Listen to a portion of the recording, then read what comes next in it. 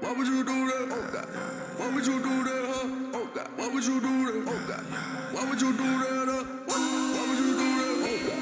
Why would you do that? Czegokolwiek Don Obstraniec by nie powiedział, to i tak wszyscy wiemy, że konfrontujemy się na pięści nie w MMA, tylko dlatego, bo obsał zbroję.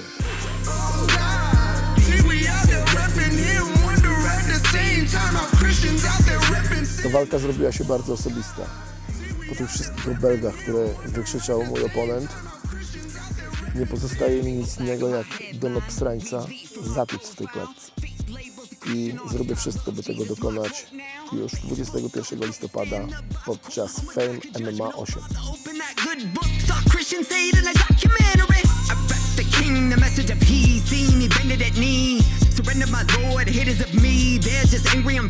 To ma być moja ostatnia walka.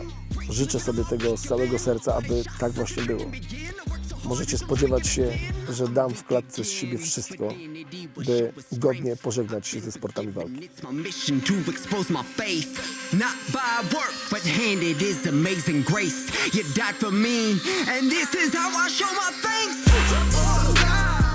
Marcinku, teraz zrozumiałem, czego ty mi tak naprawdę zazdrościsz i czemu ty mnie tak wyzywasz. Bo zazdrościsz tego, że nie jestem twoim prawdziwym synem, bo mówisz do mnie tam synu, a ja nie jestem twoim synem, bo cię we wszystkim przerastam, dlatego się tak denerwujesz. W umiejętnościach to cię nie to, że przerastam, tylko deklasuję. Pokażę to zresztą 21 listopada, bo jesteś rozjebany jak żaba, będziesz klepał głową, a nie ręką teraz. Elo.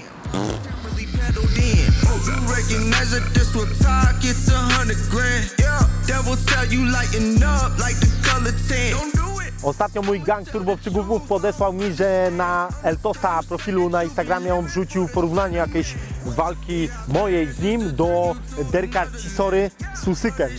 Chłopie, z czym ty się na głowy pozamieniałeś? Siebie do Chisory porównujesz do nie do Usyka, to jeszcze okej. Dlatego dostaniesz taki pierdol jak Chisora od Usyka.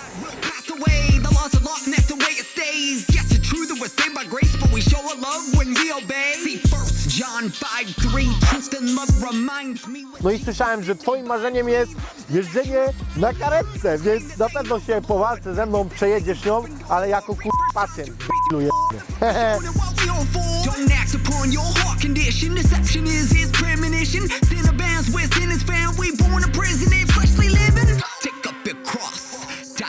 And follow me.